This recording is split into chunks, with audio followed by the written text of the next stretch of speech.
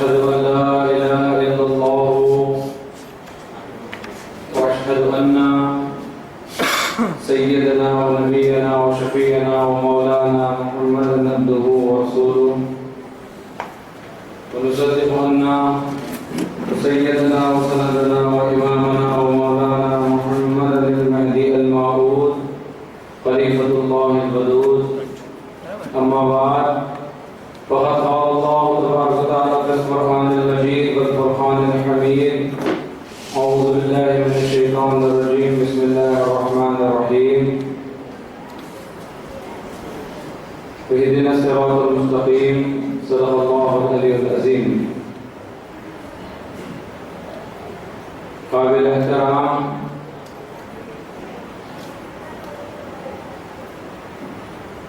نوجوانان قوم، قابل قدر منتظمین جلسہ و قابل فخر خواتین گجرات، السلام علیکم ورحمۃ اللہ وبرکاتہ و مغفرہ. پروردگار عالم کا یہ فضل و کرم ہے کہ اللہ تبارک و تعالیٰ نے آج اس عظیم و شان جلسے کے انعقاد کی توفیق عطا فرمائی، جس کے لیے میں بےحد مسرت کے ساتھ، بہت خوشی کے ساتھ منتظمین جلسہ کو مبارکباد دیتا ہوں کہ انہوں نے بہت بہترین انداز میں آج یہ خواتین کے جلسے کا انعقاد کیا. اور اس کے ساتھ ساتھ یہاں جو مدرسہ چلایا جا رہا ہے، میں ان مدرسے کے ذمہ داران کو بھی بہت مبارکباد دیتا ہوں کہ آج جلسے کی شروعات میں جن معصوم لڑکیوں نے جن بہترین باتوں کو بہترین انداز میں ہمارے سامنے پیش کیا، اس سے ان کے استادوں کی، ان کے پڑھانے والوں کی محنت کا اندازہ ہو رہا ہے کہ ان بچوں پر کتنی محنت کی جا رہی ہوگی. اور مجھے یہ بتایا گیا کہ یہ مدرسہ زیادہ سے زیادہ 6 مہینے پرانا ہے، جس میں کوئی خاتون دینی تعلیم سے ان بچوں کو آراستہ کر رہی ہیں. یقیناً وہ قابل مبارکباد ہیں کہ انہوں نے بہت بہترین انداز سے اپنے اس کام کو انجام دیا. ساتھ ہی ساتھ میں ناظم جلسہ کو بھی مبارکباد دیتا ہوں کہ بڑے اچھے انداز میں انہوں نے جلسے کی کارروائی کو چلایا، بڑے بہترین طریقے سے انہوں نے نظامت فرمائی ہے. اور جیسا کہ ناظم جلسہ نے دوران نظامت کہا کہ آج کا یہ جلسہ خواتین کے لیے ہے، آج کا یہ جلسہ عورتوں کے لیے ہے، آج کا یہ جلسہ عورتوں کے مقام و مرتبے کو سمجھانے کے لیے رکھا گیا ہے. تو لہٰذا میرے ذہن میں یہی بات آ رہی ہے کہ آج میں اپنی گفتگو کا عنوان خواتین کے مقام و مرتبے کو رکھوں، کیونکہ عام طور پر دنیا میں جتنے مذاہب ہیں، جتنے الگ الگ مذہب دنیا میں پائے جاتے ہیں، ہر مذہب کا آپ مطالعہ کریں گے تو آپ کو یہ پتا چلے گا کہ ہر مذہب میں سب سے زیادہ اہمیت مرد آدمی کو دی گئی ہے. کسی بھی مذہب کو آپ دیکھیں تو ہر مذہب میں اہمیت اگر دی جاتی ہے تو مرد آدمی کو دی جاتی ہے. اور ایک عام ذہن بھی بنا ہوا ہے کہ کسی بھی کام کے لیے اگر آپ سوچیں گے تو پہلا پریفرنس، پہلی پریورٹی آپ مرد آدمی کو دیں گے. اور خواتین کے لیے سمجھا جاتا ہے کہ عورتوں کا کام صرف گھر میں کھانا پکانا ہے یا شوہر کی خدمت کرنا ہے یا گھر میں کپڑے برتن دھونا ہے. اس سے ہٹ کر عورتوں کے مقام و مرتبے کو سمجھا نہیں جاتا.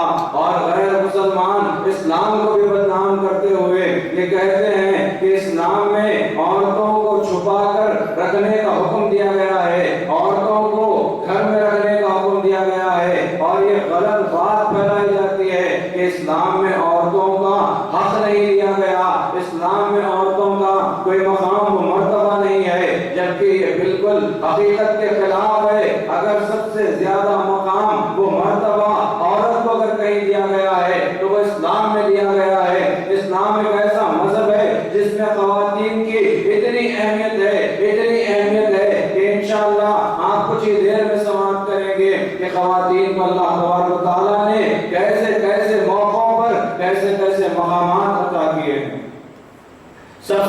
عورت بی بی حوا کے تعلق سے آپ سن چکے ہیں کہ ہمیشہ ہمیشہ اللہ کی عبادت میں مصروف رہتی، اور بی بی حوا وہ خاتون ہے، بی بی حوا وہ عورت ہے جن سے انسانی سلسلہ شروع ہوا۔ انہی کی اولاد کو آپ آدمی کہیں گے، انہی کی اولاد کو آپ انسان کہیں گے، اور بی بی حوا کی نسل سے آج دنیا میں کروڑوں انسان پیدا ہوئے۔ اسی طرح جتنے انبیاء ہیں یہ تمام کے تمام انبیاء بھی بی بی حوا کی اولاد سے ہی پیدا ہوئے ہیں، اور ان انبیاءوں کا سہارا یعنی ان کی بیویاں بھی بی بی حوا کی اولاد سے ہی پیدا ہوئی ہے۔ اور ابھی آپ نے ایک تقریر میں سماعت کیا کہ بی بی ہاجرہ سلام اللہ علیہا جو حضرت ابراہیم علیہ السلام کی بیوی ہیں، ان کو آزمانے کے لیے اللہ تبارک و تعالیٰ نے حضرت ابراہیم کو حکم دیا کہ انہیں ریگستان میں چھوڑ دو۔ آپ اسلام کو دیکھیں، اسلام کی تعلیمات کو دیکھیں کہ اسلام میں اللہ کی عبادت کی جاتی ہے۔ اسلام کسے کہتے ہیں؟ ایک ایسا مذہب جس میں اللہ کی عبادت کی جاتی ہے۔ عبادتوں کو اللہ تعالیٰ نے الگ الگ قسموں میں بانٹ دیا ہے۔ نماز پڑھنا بھی اللہ کی عبادت ہے، روزہ رکھنا بھی اللہ کی عبادت ہے، زکوٰۃ دینا بھی اللہ کی عبادت ہے، ذکر اللہ کرنا بھی اللہ کی عبادت ہے۔ اور ہر عبادت کو کسی نہ کسی نے شروع کیا ہے۔ جیسا کہ نماز سب سے پہلی حضرت آدم نے پڑھی تھی، تو نماز پڑھنا آدم کی سنت ہے۔ زکوٰۃ حضرت عیسیٰ نے دی تھی، تو زکوٰۃ دینا عیسیٰ کی سنت ہے۔ جو روزہ حضرت موسیٰ نے رکھا تھا، تو روزہ رکھنا حضرت موسیٰ کی سنت ہے۔ جہاں اللہ تبارک و تعالیٰ نے مرد آدمیوں کے عمل کو عبادت قرار دیا ہے، وہیں پر اسلام میں عورتوں کو پیچھے رکھا نہیں گیا، عورتوں کو دور رکھا نہیں گیا۔ صفا و مروہ کی چوٹیوں پر بی بی ہاجرہ دوڑتی ہیں اپنے بچے کے پانی کی تلاش کرنے کے لیے، تو اللہ تبارک و تعالیٰ نے بی بی ہاجرہ کے اس عمل کو عبادت کا حصہ بنا دیا، اور دنیا میں ہر مرد کے لیے لازم کر دیا کہ تم اس عورت کی پیروی کرو گے تو تمہارا حج قبول ہوگا۔ عورت کی پیروی کرو گے تو حج قبول ہوگا۔ اگر بی بی ہاجرہ کی پیروی نہ کرو تو عبادت پوری نہ ہوگی۔ یہ مقام دیا گیا خواتین کو، اور بی بی ہاجرہ کی پیروی کو اللہ تبارک و تعالیٰ نے ہمیشہ ہمیشہ کے لیے قائم کر دیا۔ وہیں پر اللہ تبارک و تعالیٰ نے تمام انسانوں میں سب سے زیادہ فضیلت انبیاء کو دی، اور نبی کے لیے ایک فضیلت کی بات ہوتی ہے کہ نبی پر وحی کا نزول ہوتا ہے۔ اللہ تبارک و تعالیٰ کے پاس سے وحی نازل ہوتی ہے، چاہے فرشتے کے ذریعے سے ہو یا پھر بغیر فرشتے کے وحی آ جائے۔ وحی کا آنا یہ بہت فضیلت کی بات ہے۔ خود محمد رسول اللہ صلی اللہ علیہ وسلم کی فضیلت کو قرآن میں بیان کرتے ہوئے اللہ تبارک و تعالیٰ ارشاد فرماتے ہیں، کہہ دو اے محمد صلی اللہ علیہ وسلم، میں تمہاری طرح کا بشر ہوں، البتہ میری طرف وحی آتی ہے۔ یعنی اللہ کے رسول، یہ کافی لمبی بات ہے، اس کو کسی اور موقع پر پیش کیا جائے گا۔ اللہ کے رسول نے ظاہراً دیکھنے کے لیے لوگوں کو بتایا کہ میں تمہاری طرح کا بشر ہوں، لیکن اگر کوئی یہ نہ سمجھے کہ اللہ کے رسول عام انسانوں کے برابر ہیں، نعوذ باللہ، رسول عام انسانوں کے برابر نہیں ہے۔ اسی لیے رسول کی فضیلت کو ظاہر کرنے کے لیے اللہ تبارک و تعالیٰ نے ایسے الفاظ استعمال کیے کہ اللہ نے فرمایا، کہہ دو محمد میں تمہاری طرح کا بشر ہوں، لیکن اس جملے سے تو یہ نہ سمجھے کہ رسول عام آدمی کے برابر ہے۔ فوراً اللہ نے کہہ دیا، البتہ میری طرف وحی آتی ہے۔ تو اس آیت مبارکہ سے پتہ نہیں چلتا ہے کہ جس کی طرف وحی آئے وہ افضل ہو جاتا ہے، جس کی طرف وحی آتی ہے، جس پر وحی کا نزول ہوتا ہے وہ افضل ہو جاتا ہے، اس کے مقام وہ مرتبے کو بڑھا دیا جاتا ہے۔ تو اللہ تبارک و تعالیٰ نے جہاں مرد آدمیوں پر وحی کو نازل کیا کیا، حضرت ابراہیم پر وحی کو نازل کیا، حضرت یوسف پر وحی کو نازل کیا، حضرت ادریس پر وحی کو نازل کیا، حضرت موسیٰ پر وحی کو نازل کیا، حضرت عیسیٰ پر وحی کو نازل کیا، حضرت محمد رسول اللہ صلی اللہ علیہ وسلم پر وحی کو نازل کیا۔ تو پھر اللہ نے کہا کہ کوئی یہ نہ کہہ دے کہ اسلام میں عورت کو مقام نہیں دیا گیا۔ اللہ تبارک و تعالیٰ نے موسیٰ کی ماں بی بی آسیہ پر وحی کو نازل کیا اور قرآن کا حصہ بنا دیا۔ قرآن میں اللہ فرماتا ہے کہ ہم نے موسیٰ کی ماں پر وحی کو نازل کیا ہے۔ عورت پر بھی وحی کو نازل کیا گیا، اس لیے کہ کوئی یہ نہ کہہ دے کہ اسلام میں صرف مرد آدمیوں پر وحی نازل ہوتی ہے، بلکہ وحی تو عورتوں پر بھی نازل ہوتی ہے۔ اس کے ساتھ ساتھ خواتین کو چند خاص مقامات اللہ تبارک و تعالیٰ نے عطا کیے، جس میں سب سے پہلی بات حضرت آدم اور بی بی حوا کے جوڑے کو اللہ نے تیار کیا اور ایک نظام بنایا، اور اس نظام کے تحت اولاد اور ان کی اولاد اور ان کی اولاد ہوتی رہی۔ لہذا اللہ نے نکاح کا ایک قانون بنایا، ایک مرد اور عورت میں نکاح ہوتا ہے، اس کے بعد اولاد ہوتی ہے، لہذا تمام کی تمام دنیا اسی نظام پر پابند ہے۔ اور اس کے بعد پھر اللہ تبارک و تعالیٰ نے ایک معجزہ دکھانے کے لیے حضرت عیسیٰ کی پیدائش کی ہے۔ آپ غور کریں، سب سے پہلے اللہ نے حضرت آدم اور بی بی حوا کے جوڑے کو بنایا تھا، اور اس کے بعد سے مرد اور عورت سے اللہ نے اولاد کے ایک نظام کو قائم کیا۔ لیکن حضرت عیسیٰ کی پیدائش بنا باپ کے کی گئی۔ حضرت عیسیٰ کا کوئی باپ نہیں ہے، اور اللہ نے بتا دیا کہ عورت کے ذریعے اللہ تبارک و تعالیٰ نے بغیر باپ کے حضرت عیسیٰ کو پیدا کر دیا۔ لیکن ساری کائنات میں چاہے وہ انسان ہو یا جانور، کوئی ایسی مثال آپ کو نہیں ملے گی کہ کوئی انسان بغیر ماں کے دنیا میں آتا ہے، بغیر باپ کے عیسیٰ آئے، لیکن بغیر ماں کے بغیر نہیں آیا۔ اللہ نے عورت کے مقام کو بتایا کہ دیکھو باپ کے بغیر تو عیسیٰ پیدا ہو سکتے ہیں، لیکن ماں کے بغیر پیدا نہیں ہو سکتا۔ آج تک اللہ نے کسی کو بغیر عورت کے وسیلے کے کسی کو پیدا نہیں کیا۔ یہ عورت کا مقام ہے۔ اور آپ تاریخ اسلام کو دیکھیں کہ جب کسی نبی نے اپنی نبوت کا اعلان کیا تو سب سے پہلے تصدیق کرنے والی عورت ہے۔ آدم کی نبوت کی تصدیق سب سے پہلے کس نے کی؟ بی بی حوا جو عورت ہے۔ آدم کی نبوت کی تصدیق بی بی حوا نے کی۔ حضرت موسیٰ کی نبوت کی تصدیق عورت نے کی۔ حضرت عیسیٰ کی نبوت کی تصدیق ان کی ماں بی بی مریم نے کی۔ ہر نبی کے آپ نبوت کے سلسلے کو دیکھیں، سب سے پہلے اگر نبی کو کسی نے مانا ہے تو عورت نے مانا ہے۔ اور صرف محمد رسول اللہ صلی اللہ علیہ وسلم کو جب نبی نبوت کی خوشخبری دی گئی، جب آپ کو اعلان نبوت کا موقع دیا گیا، تو پہلے کسی آدمی نے محمد رسول اللہ صلی اللہ علیہ وسلم کی نبوت کا اقرار نہیں کیا۔ پہلے حضرت ابو بکر نے محمد رسول اللہ کو رسول اللہ نہیں مانا، پہلے علی نے محمد رسول اللہ کو رسول اللہ نہیں مانا۔ خاتم النبیین محمد رسول اللہ صلی اللہ علیہ وسلم کو سب سے پہلے اگر کسی نے نبی مانا ہے تو ایک عورت ہے جسے ہم بی بی خدیجہ الکبریٰ رضی اللہ عنہا کے نام سے یاد کرتے ہیں۔ عورت نے سب سے پہلے تصدیق کی ہے۔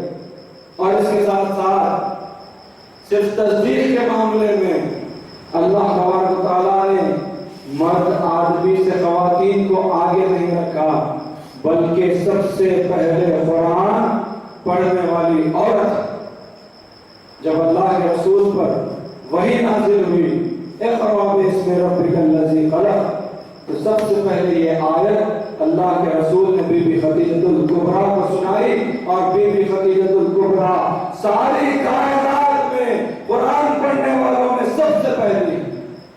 کہاں اللہ نے عورت کو مقام نہیں دیا؟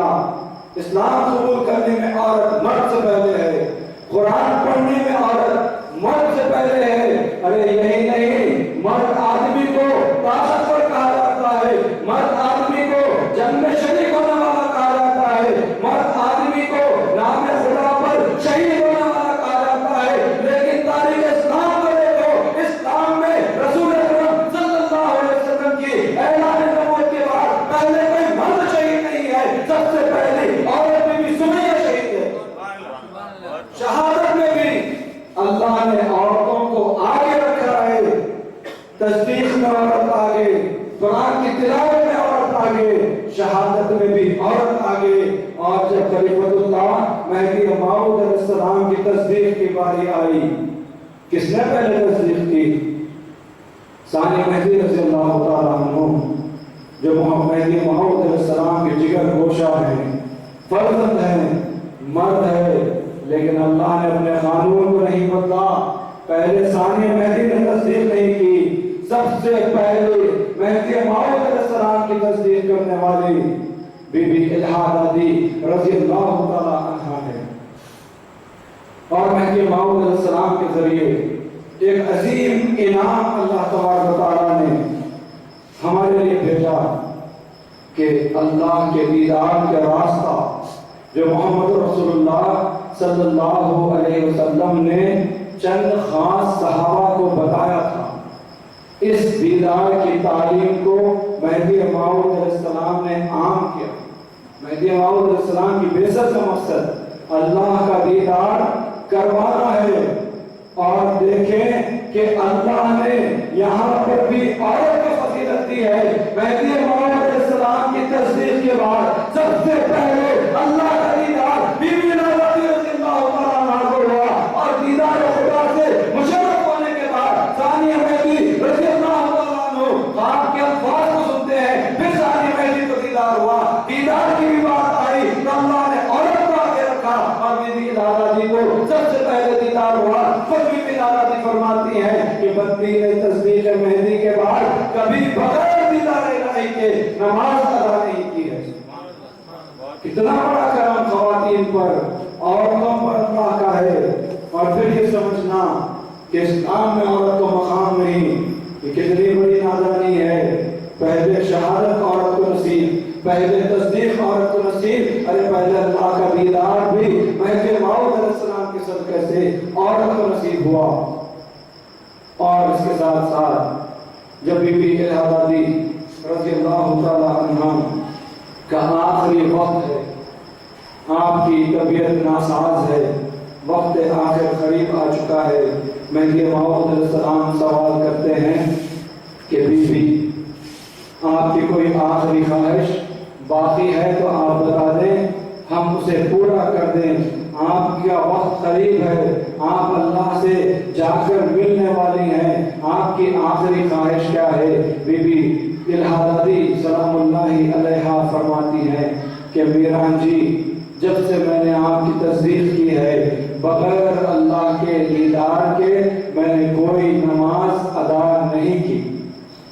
میری آخری خواہش یہ ہے کہ ہمارے دائرے کے جو فقراء ہیں ان میں بھی یہ کیفیت پیدا ہو جائے، ان میں بھی یہ کیفیت پیدا ہو جائے۔ کون سی کیفیت؟ اللہ کے دیدار کے ساتھ نماز پڑھنے کی کیفیت پیدا ہو جائے۔ اب آپ خدا کا کرم دیکھو کہ جہاں شہادت میں پہلے عورت کو موقع دیا گیا، قرآن پڑھنے میں پہلے عورت کو موقع دیا گیا، تصدیق مہدی کرنے کے لیے پہلے عورت کو موقع دیا گیا، اللہ کا دیدار کرنے کے لیے پہلے عورت کو موقع دیا گیا۔ تاریخ مہدویہ شاید ہے سب سے پہلی پہلام بھی بی بی دادا جی کی ہوئی، اور سب سے پہلی پہلام بھی ایک عورت کی گئی ہے۔ اور پہلام کس لیے کی گئی؟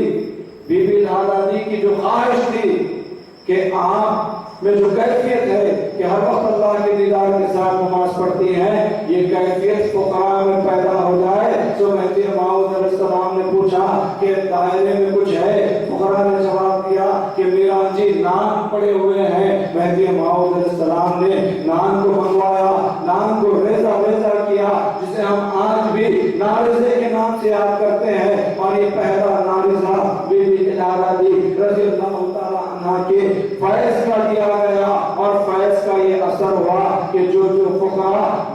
کا فیض کھاتے جاتے، بیوی کا معاوضہ کھاتے جاتے، اللہ کا دیدار ہوتا جاتا۔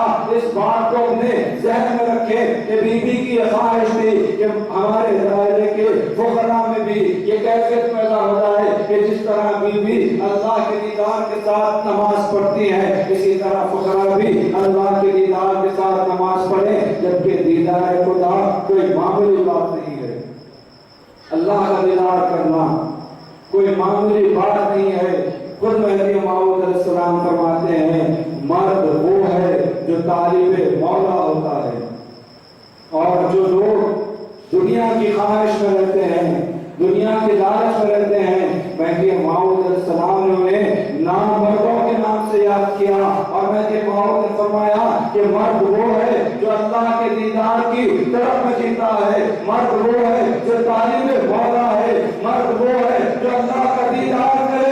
حاضرین محترم، مقام بات ہے کہ مرد وہ ہے جو اللہ کا دیدار کرے، لیکن جس کے صدقے سے فقراء کا دیدار ہوا، جس کے صدقے سے مرد کا دیدار ہوا، وہ ایک عورت ہے، اور عورت کا فیض کھا کر مردوں نے دیدار کیا ہے۔ یہ مقام عورت ہے، یہ عورت کا مقام ہے کہ عورت کے فیض سے مہدی کے دائرے کے فقراء کو اللہ کا دیدار ہوا ہے۔ آپ بتاؤ کہ عورت کا مقام اس سے بڑھ کر اور کیا ہو سکتا ہے؟ کس مقام کی لوگ بات کرتے ہیں کہ اسلام میں عورتوں کو مقام نہیں دیا گیا، اور اتنا مقام دیا گیا جس کے کوئی حساب و کتاب نہیں کیا جا سکتا۔ قرآن مجید کی ہم تلاوت کرتے ہیں، قرآن مجید میں اللہ تبارک و تعالیٰ نے 114 سورے نازل کیے۔ کتنے سورے؟ 114 سورے نازل کیے۔ ہر سورے کو اللہ نے الگ الگ نام دیے ہیں۔ کسی کا نام سورہ فاتحہ رکھا گیا، کسی کا نام سورہ بقرہ رکھا گیا، کسی کا نام سورہ آل عمران رکھا گیا، لیکن پورے 114 سوروں میں کہیں پر آپ کو سورہ رجال نام نہیں ملے گا۔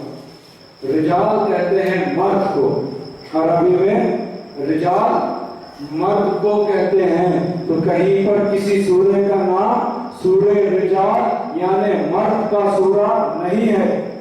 اور قربان جائیے خدا کی قدرت پر، اے عورتوں اللہ کا شکر ادا کرو، سورہ نساء آپ کو ملے گا۔ نساء کہتے ہیں عورت کو، اللہ نے عورت کے نام سے قرآن کا سورہ بنا دیا، پورے قرآن میں مرد کے یعنی سورہ رجال آپ کو کہیں نہیں ملے گا۔ نعرہ تکبیر! یہ مقام ہے خواتین کا، اتنا فضیلت، یہ مقام، یہ مرتبہ اللہ تبارک و تعالیٰ نے خواتین کو دیا۔ اور پھر اس کے ساتھ ساتھ بڑی عام بات، سب سے زیادہ مشہور بات آپ کے سامنے عرض کر دوں کہ آج کی دنیا میں جو سچے مذہبی ہیں ان کی بات نہیں کر رہا ہوں، سچے مذہبیوں کو چھوڑ کر سارے عالم اسلام میں کروڑوں کی تعداد میں مسلمان جنت کی لالچ میں عبادت کر رہے ہیں۔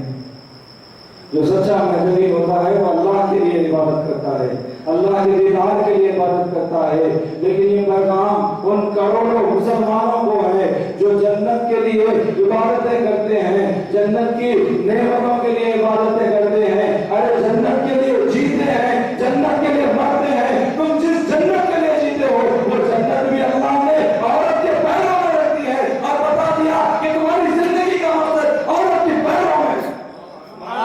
اسی جنت کے لیے تو تم جیتے ہو، وہ خواتین کے پیروں میں اللہ نے رکھا ہے، یہ مقام اللہ نے عورت کو دیا ہے۔ تو آج کے اس اجلاس سے آپ کے سامنے یہی پیغام ہے کہ خواتین اپنے مقام کو سمجھے۔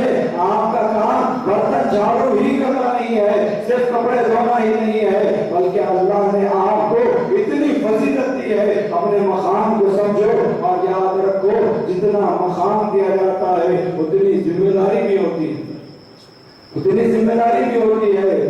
اپنی ذمہ داری کا احساس کرو۔ یہاں اللہ نے اتنا مقام دیا تو اللہ کا شکر ادا کرنے کے لیے اللہ کی عبادت کرو، اور اپنے بچوں کو بھی اللہ کی عبادت کی تلقین کرو، انہیں صحیح معنی میں دین کی تعلیم دو۔ عورت ہی دین کی تعلیم دے سکتی ہے۔ آج سارے ہندوستان میں ایک ہنگامہ برپا ہے، آپ کہیں جائیں، چاہے راجستھان چلے جائیں، گجرات آ جائیں، کسی بھی مقام پہ جائیں، آپ کو یہی بات سننے کو ملے گی کہ ہمارے نوجوان بچے مہدویت سے پلٹ رہے ہیں، مہدویت سے گمراہ ہو رہے ہیں۔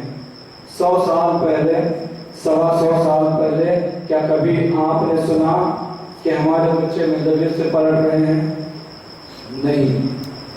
جبکہ آپ اگر تقابل کریں گے، کمپیریزن کریں گے کہ کیا فرق آیا 100 سال پہلے کے زمانے میں اور آج کے زمانے میں، تو آپ کو پتا چلے گا کہ آج غیر مذہبی جماعتیں ہیں تو 100 سال پہلے بھی غیر مذہبی جماعتیں تھی۔ آج غیر مذہبی علماء ہمارے نوجوان بچوں کو بھٹکاتے ہیں تو 100 سال پہلے بھی غیر مذہبی علماء مذہبی نوجوانوں کو نہ صرف بھٹکاتے تھے بلکہ مذہبیت کو چھوڑنے پر مجبور کرتے تھے، انہیں تلواروں سے ڈراتے تھے، تب بھی ہمارے بچے مذہبیت کو نہیں چھوڑتے تھے۔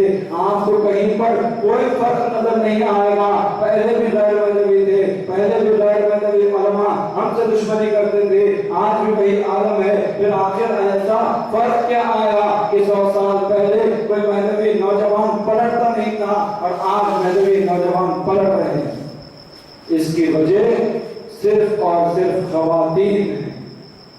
100 سال پہلے جب بچہ ماں کی گود میں آتا تو ماں اسے یا مہدی یا مہدی کہہ کر سلاتی تھی، اور ماں کی زبان سے جب بچہ نام مہدی اپنے دل میں سنتا تھا تو نام مہدی اس کے دل میں ایسا بس جاتا تھا کہ دنیا کا کوئی عالم وہ نام مہدی کو اس کے دل سے نکال نہیں سکتا تھا۔ آج اگر کہیں پر تبدیلی آئی تو پرورش کے ڈھنگ میں آئی۔ 100 سال پہلے ہماری عورتیں یا رسول اللہ کہتی تھی یا مہدی کہتی تھی، اور بچے رسول و مہدی کا نام سنتے سنتے سوتے تھے، رسول و مہدی کا نام سنتے سنتے جاگتے تھے، تو ان کے دلوں میں یہ نام بس جاتا تھا، اور دنیا کی کوئی طاقت یہ نام کو نکال نہیں سکتی۔ افسوس کے ساتھ کہنا پڑتا ہے آج کے بچے اپنی ماں کی زبان سے ٹی وی سیریل کی کہانیاں سنتے ہوئے سوتے ہیں، فلمی گانے سنتے ہوئے سوتے ہیں۔ اسی لیے ماں کی پرورش کا ڈھنگ بدل گیا تو آج بچوں کے عقیدے بدل گئے۔ پرورش کے ڈھنگ کو سدھار لیں، عقیدے خود بخود سدھر جائیں گے۔ آج بچوں کی ڈوریوں میں مہدی ماؤد کے نام کی ضرورت ہے، جس طرح ہمارے اسلاف میں خواتین کیا کرتی تھی۔ لہذا خواتین اپنے منصب کو، اپنے مقام کو سمجھیں، اپنی ذمہ داریوں کو سمجھیں، اور پوری ایمانداری کے ساتھ اللہ کا شکر ادا کرتے ہوئے ان کاموں کو انجام دیں جس کو کرنے کا اللہ نے حکم دیا ہے، اور جن کاموں سے اللہ نے روکا ہے ان کاموں سے رک جائیں۔ ٹی وی کی لعنت سے اپنے آپ کو دور رکھیں، دنیا کی محبت سے اپنے آپ کو دور رکھیں، ہمیشہ ہمیشہ اللہ کی عبادت میں زندگی گزاریں، اور یہی چیز اپنے بچوں کو بھی سکھائیں، تو انشاءاللہ تعالیٰ ہماری زندگی کامیاب و کامران ہو سکتی ہے۔ اللہ تبارک و تعالیٰ سے دعا ہے، اے پروردگار تو نے عورتوں کے صدقے سے مہدی ماؤد کے دائرے کے فقراء کو دیدار نصیب کیا۔ اے پروردگار اسی عورت کا واسطہ ہے، تجھے بی بی زہرا کا واسطہ ہے، آج کے اس دور کی مہدوی عورتوں کو بدل دے۔ اے پروردگار جس طرح ہماری بیویاں اللہ تبارک و تعالیٰ کی عبادت میں زندگی گزارتی تھی، اے پروردگار آج کے زمانے کی عورتوں کو بھی صرف تیری عبادت میں زندگی گزارنے کی توفیق عطا فرما۔ اے پروردگار جس طرح ہمارے بیویاں اپنے بچوں کی پرورش کیا کرتی تھی، اسی طرح آج کے زمانے کی عورتوں کو بھی پرورش کرنے کی توفیق عطا فرما۔ آمین ثم آمین۔ وآخر دعوانا الحمدللہ رب العالمین۔